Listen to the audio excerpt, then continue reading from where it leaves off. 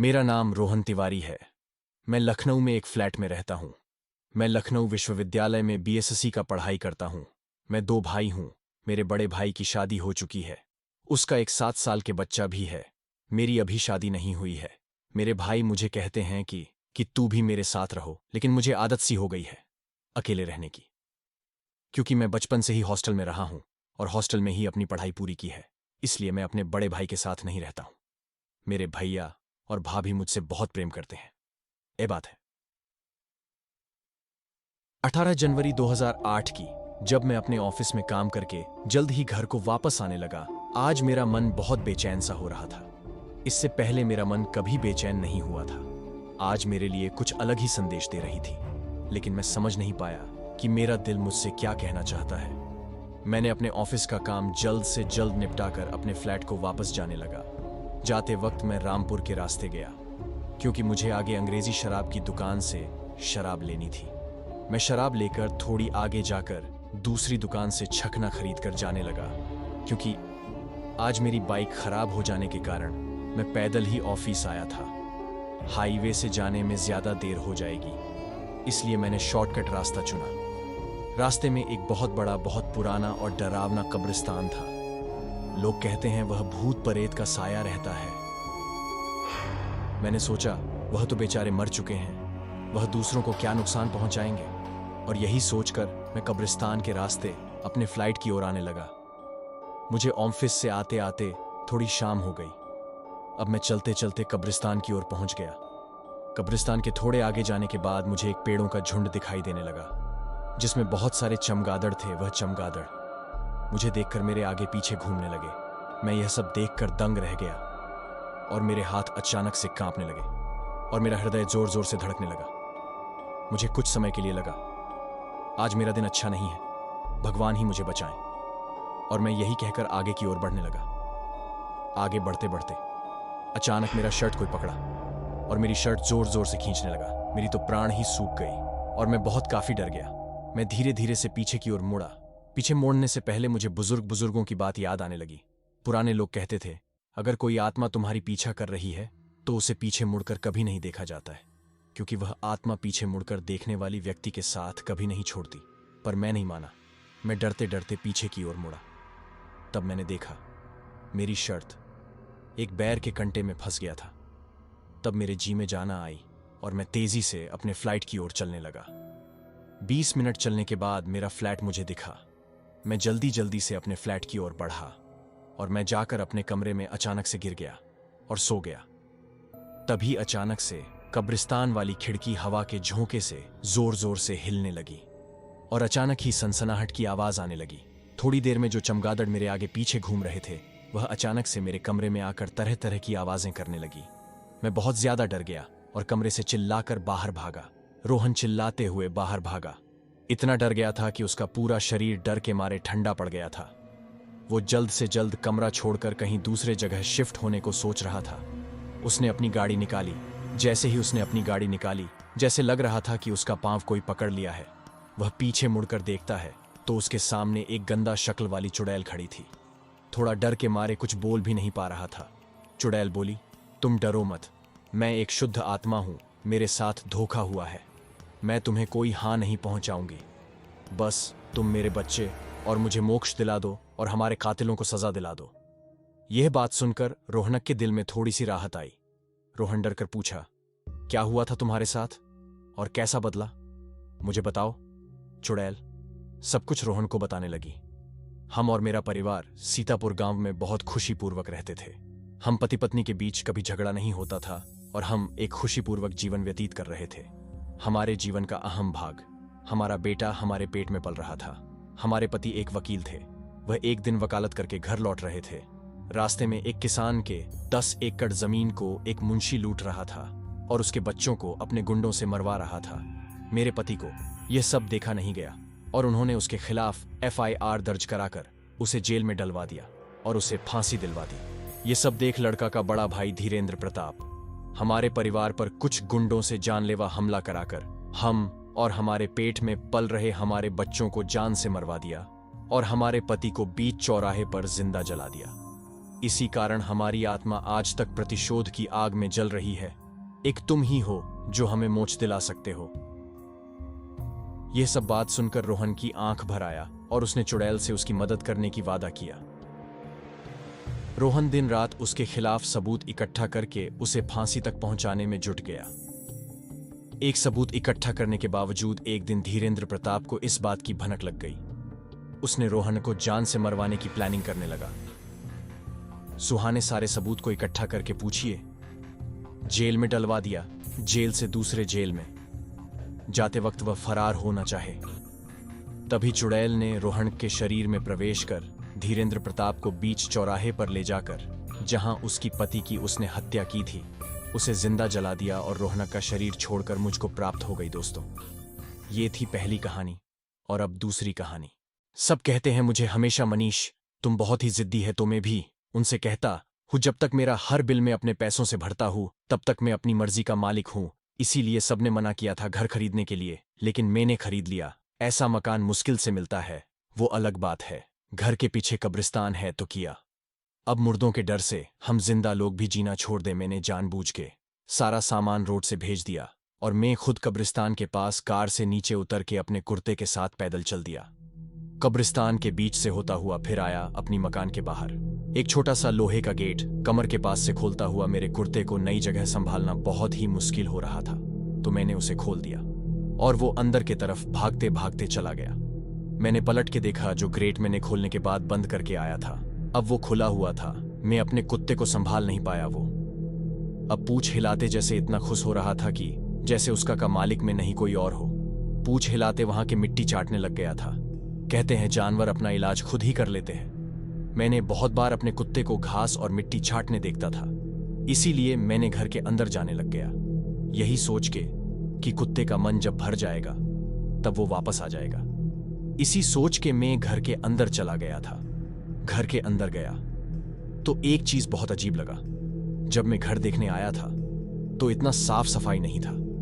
अब इतना साफ सफाई किसने किया होगा? और न जाने उस घर में सड़ी हुई लाश की बदबू आ रही थी। जैसे लग रहा था किसी ने जिंदा इंसान को इस घर में दफना दिया हो। इतनी सड़ी हुई बदबू, सन्नाटा तो था, लेकिन वहां पे मैं अकेला नहीं था, जैसे वहां पे कोई हो और वो मुझे घूर घूर के देख रहा हो। मैंने कुछ नहीं किया, गाड़ी से अपना बैग लेके आया और फ्रेश होके सो गया। अगले दिन मैंने नए घर लिया था। उस खुशी में मैंने अपने ऑफिस के दोस्तों को पार्टी दिया, वही घर में। खुशी की बात यह थी कि उस पार्टी में सब लोग आए थे। पार्टी बहुत अच्छी थी। पार्टी 11-12 बजे तक चला था। मैं भी पार्टी एंजॉय किया और थोड़ा थक गया था और ड्रिंक भी थोड़ा ज्यादा हो गया था, तो मैं अपने रूम में जाके सो गया।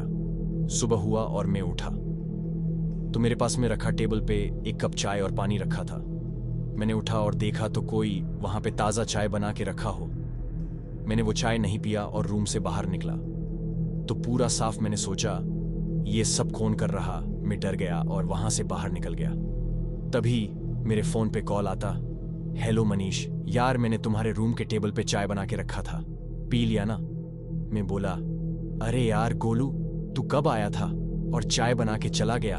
हेलो हेलो मैं करता गया, लेकिन उधर से कोई आवाज सुनाई नहीं दिया।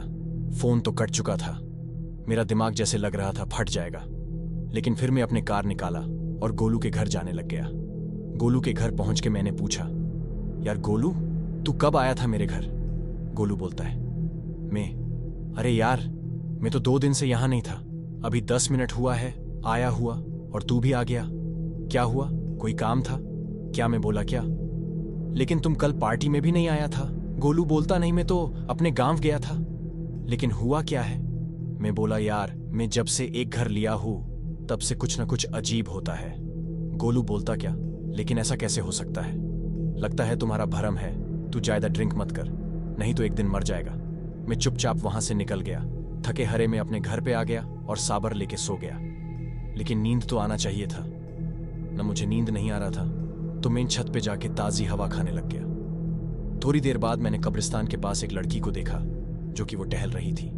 मैं डर गया और कमरे में जाके एक कोने में बैठ गया कि तभी दरवाजे पे खटखट खट की आवाजें आने लगा। नींद तो आना चाहिए था न, मुझे नींद नहीं आ रहा था, तो मैं छत पे जाके ताजी हवा खाने लग गया। थोड़ी देर बाद मैंने कब्रिस्तान के पास एक लड़की को देखा जो कि वो टहल रही थी। मैं डर गया और कमरे में जाके एक कोने में बैठ गया कि तभी दरवाजे पे खट खट खट की आवाजें आने लगा। एक बार तो लगा वहीं लड़की तो नहीं आ गई, लेकिन 3-4 बार दरवाजे पे दस्तक, उसके बाद बंद हो गया। मैं कि तभी फिर से मेरे फोन पे कॉल आता है। हेलो मनीष, यार दरवाजे पे देख एक लड़की आई है, जरा खोल के देख, वो ठीक तो है ना? मैं जोर से गुस्से में बोला, कौन हो तुम और क्यों परेशान कर रहे हो?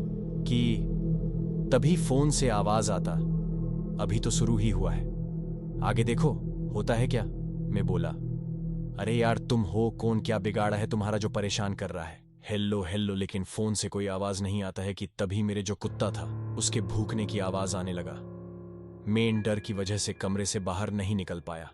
एक बीड़ी निकला और जला के पीने लगाया कि तभी फिर से आवाज आता है, थोड़ा मुझे भी पिला दो। लेकिन इस बार कमरे के अंदर से आवाज आ रहा था और वो कोई लड़की थी। मैं बीड़ी को वहीं पे फेंका और कमरे से बाहर निकलने लगा, लेकिन दरवाजा खुल नहीं रहा था। बहुत कोशिश करने के बाद आवाज आती है। थक गए? इतने ही कोशिश में मैं बोला, कौन हो तुम और क्यों परेशान कर रही हो मुझे? मैंने क्या बिगड़ा है तुम्हारा? तभी सामने आके खड़ी एक बहुत ही खूबसूरत लड़की मेरे सामने आके खड़ी हो गई। मैं जैसे ही उस लड़की को देखा तो वो वही लड़की थी। कब्रिस्तान वाली में उसे देख के वही बेहोश हो गया।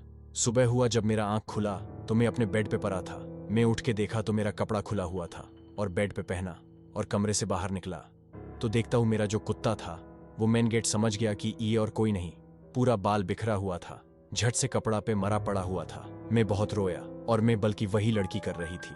मैं झट से अपने कार में जाके बैठ गया और स्टार्ट कर रहा था, लेकिन मेरा कार स्टार्ट नहीं हो रहा था। मैं अपनी जान बचाने के चक्कर मैं कार वहीं पे छोड़ा और पैदल ही भागना स्टार्ट कर दिया। सुबह से शाम हो गया, लेकिन मैं भाग के वापस वहीं पे आ गया। मैं समझ चुका था मेरा यहां से भागना बेकार है। मैं समझ चुका था अगर यहां से निकलना है तो हिम्मत से काम लेना पड़ेगा। मैं वापस घर के अंदर आ गया, तभी आवाज वही लड़की की आती, आ गए वापस। हा वहीं पे आ गया। मैं समझ चुका था मेरा यहां से भागना बेकार है। मैं समझ चुका था अगर यहां से निकलना है तो हिम्मत से काम लेना पड़ेगा। मैं वापस घर के अंदर आ गया, तभी आवाज वही लड़की की आती है, आ गए वापस। हा। मैं बोला, तुम कहां से बोल रही हो और मुझे जाने क्यों नहीं दे रही हो? देखो मुझे जाने दो, ये घर भी तुम रख लो, लेकिन मुझे जाने दो। लेकिन कोई आवाज नहीं आया। मेरा रो रो के हालत खराब हो गया था। मैं अपना फोन निकाला किसी से हेल्प मांगने के लिए, तो मेरे फोन में नेटवर्क ही नहीं था। मैं थक हार के अपने रूम में चला गया। सुबह से भूखा था, नहीं कुछ खाने के लिए था, नहीं पीने के लिए। मैं अपने कमरे में जाके आराम से सो गया। लेकिन सुबह कब हुआ कुछ पता नहीं चला। सुबह हुआ, सोचा कुछ बना लेता हूँ खाने को, लेकिन घर में कुछ नहीं था। तो फिर न जाने क्यों मैं टहलता हुआ घर से बाहर निकला। मन बहुत भारी सा लग रहा था, अजीब सा लग रहा था। मैं सोचा ये अजीबोगरीब चीजें मेरे ही साथ क्यों हो रहा था? क्या उस घर में कुछ था या फिर मेरा कुत्ता के साथ? कब्रिस्तान से होते हुए इस घर तक आ गया। मैं इसी उधेड़बुन में चलता हुआ न जाने कब्रिस्तान के पास कब पहुंच गया, पता भी नहीं चला कि तभी आवाज आता है, जनाब अगर मैं गलत नहीं हूं तो आप ही आइए। 45 नंबर बंगले में मैंने पलट के देखा तो ठीक ठाक देखने वाला एक आदमी था। मुझे पुकार कर सिगरेट का कश खींच रहा था। मेरे तरफ भी बढ़ाया उसने, लेकिन मैंने माना कर दिया। जान न पहचान, पता नहीं कौन हो। मैंने उनसे पूछा कि हाँ मैंने ही खरीदा है, ये मकान पर आपको कैसे पता? उसने एक लंबा सा कश खींचा और कहा, अरे सर अपना चेहरा तो देखिए, परेशानी साफ दिख रही है। क्या हुआ, बच्ची दिखी या उसकी माँ? मुझे ऐसा लग रहा था कि किसी ने बिजली का झटका दे दिया हो। ये सुनने की सपने में भी उम्मीद नहीं किया था। मैंने पलट के उससे ही सवाल पूछ दिया, आपको कैसे पता उनके बारे में? उस घर में माँ बेटी रहती है, पहले भी ऐसा हुआ था क्या? उस आदमी ने सिगरेट फेंका और एक लंबी सी सांस लेते हुए उसने कहा, वहां पहले डिकोस्टा फैमिली रहती थी कुछ सालों पहले। एक रात घर की साफ सफाई करने के वक्त डिकोस्टा को एक चिट्ठी मिला। पता चला कि उसकी जान सी प्यारी बेटी टीना, उसकी नहीं बल्कि डिकोस्टा की पत्नी और उसका बॉयफ्रेंड सूरज की बेटी थी। डिकोस्टा चिट्ठी पढ़ के जैसे पागल हो गया हो। डिकोस्टा फिर अपनी पत्नी का पीछा किया तो पता चला कि उसकी पत्नी सूरज के बेचक्कर चल रहा था। मैं तो दो प्यार करने वाले वही करते हैं जो डिकोस्टा ने किया। डिकोस्टा ने अपने पत्नी को भागा के शादी किया था। कहते हैं ना, सियासत में ईमानदारी और प्यार में बेईमानी ऊपर वाला भी बर्दाश्त नहीं करता। डिकोस्टा ने अपनी पत्नी और सूरज और बच्ची तीनों को मार के यही दफना दिया और खुद डिकोस्टा भी फांसी लगा के मर गया। तभी से यहाँ उन चारों की आत्मा भटक रही है। मैं ये कहानी सुन के जैसे आंखों के आगे अंधेरा ही छा गया हूँ। मैंने ज्यादा कुछ कहा नहीं, मैंने बस इतना ही कहा कि आपको इतना सब कैसे पता। उस आदमी ने मुस्कुराते हुए जवाब दिया, और सर, यही पास में ही रहता हूँ। वैसे अगल बगल की खबर तो रखनी पड़ती है। आप भी चले जाओ यहाँ से, नहीं तो मारे जाओगे। मैंने कहा, लेकिन यहाँ से बाहर कैसे जाए? यहाँ तो सब भूल भुलाया जैसे है, वापस यही आ जाते हैं। वो आदमी हंसते हुए बोलता है, सब उसकी शक्ति का कमाल है। आप ये रोड पकड़ के चले जाओ, और हाँ, भगवान का नाम लेना नहीं भूलिएगा। और हाँ, वो चाय जो आपके टेबल पे रखा हुआ था, वो डिकोस्टा बना के गया था। मैं शुक्रिया बोल के आगे बढ़ा। उसका नाम पूछने के लिए पलटा तो वो चलते ही जा रहा था। मैंने दूर से ही पूछा, अरे भाई, आप अपना नाम नहीं बताए, क्या नाम है आपका? तो वो आदमी हंसते हुए बोला, डिकोस्टा। में वापस घर जाने के लिए पलटा तो मुझे कुछ याद आया कि वो वही डिकोस्टा है। मैंने उसे देखा तो वो कब्रिस्तान की तरफ जा रहा था। मैं भी भगवान के नाम लेते हुए वहां से भागते भागते मेन रोड पे आ गया और वहां से लिफ्ट लेके वापस मुंबई चला गया। फिर बाद में मैंने वो घर ब्रोकर के हाथों से वो मकान बेच दिया और मुंबई में एक नया फ्लैट ले लिया।